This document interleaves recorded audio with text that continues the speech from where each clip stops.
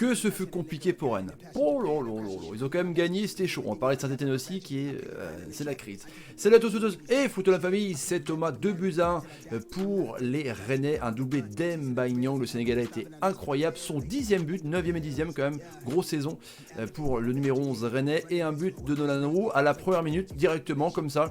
Les Nîmois, donc on va voir le classement, je trouve que c'est une très belle équipe, à mon avis, avec un niveau comme ça, ils vont se maintenir de ouf.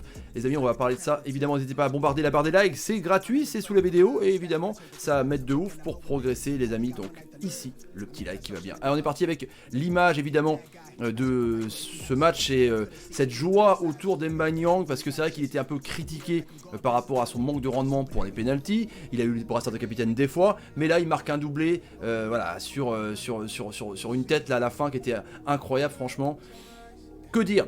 Quand tu as un buteur, quand il marque 10 buts et quand il marque des buts importants, c'est clair que, en gros, c'est un facteur essentiel dans une équipe qui joue le haut de tableau. Avec d'excellents joueurs à Rennes, mais le problème c'est qu'on voit une crise quand même de résultats, une crise de confiance, parce que Nîmes a fait un gros match, les amis, on parlait de ça. Mais le fait du jeu, à un partout, évidemment, avec ce but de Nolan Roux dès le début, piqué au vif, l'égalisation d'Mba Nyang, 7e minute de jeu, après il s'est plus rien passé, Nîmes jouait en contre, Rennes a tiré 26 fois quand même, et puis Briançon, je sais pas ce qui lui est passé par la tête, il a voulu bloquer le passage de Kamavinga et il lui a fait une espèce de coup d'accord à linge de rugby, donc il prend un rouge. Il n'y a pas non plus d'illogique là-dessus pour Stéphanie Frappard pour flipper le carton rouge, et ça change tout le match parce que du coup là Nîmes répondait présent et Nîmes du coup a vraiment mis l'autobus derrière, a tenu, mais dans les dernières minutes du match, à force d'insister, forcément à force de reculer, tu te prends évidemment des coups. Donc Mba Nyang, le Sénégalais qui est en forme de ouf, est-ce qu'il restera à Rennes l'année prochaine? On ne sait pas, on parle de lui à Marseille les amis, c'est insistant parce qu'on parle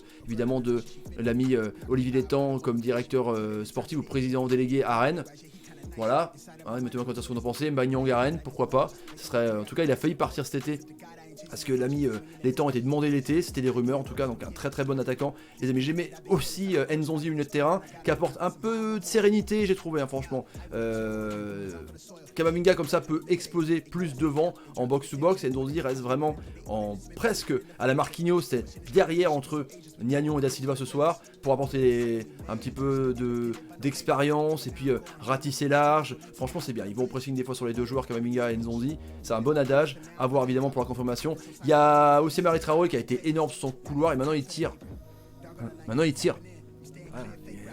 tire et il cadre, mais en glissant, mais il cadre.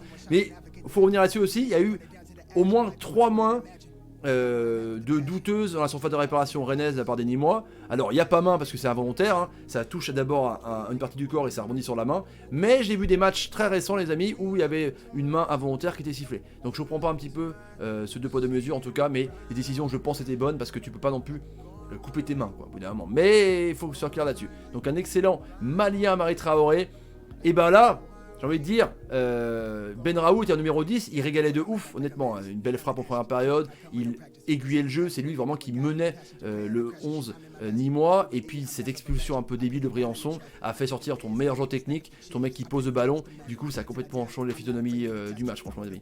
Ça a complètement changé, du coup ils se sont remis un petit peu à Zinedine Ferrat qui est très bon, mais quand t'as 2 techniciens comme ça, c'est pour ça que moi je dis Nîmes va se maintenir largement, parce que quand t'as Ferrat et quand t'as Ben Raoult, bon, qui joue le maintien et des joueurs comme ça quoi. Franchement, c'est incroyable. T'as un gardien énorme, on va en parler quand même de Paul Bernardoni les amis. Monstrueux. Alors je sais pas, le plus bel arrêt qu'il a fait, je crois que c'est sur la manchette de la tête de Niagnon. Exceptionnel, franchement arrêt réflexe. Il y a Nyang aussi qui fait une tête exceptionnelle, un arrêt réflexe. J'ai du mal à dire tellement que c'est exceptionnel. Non mais la tête de Niagnon là, l'arrêt il est... Voilà. T'as un bon gardien, t'as 2 joueurs exceptionnels, t'as franchement une défense pas dégueu, quand t'as Martinez, Landre ou Briançon va être suspendu contre Marseille.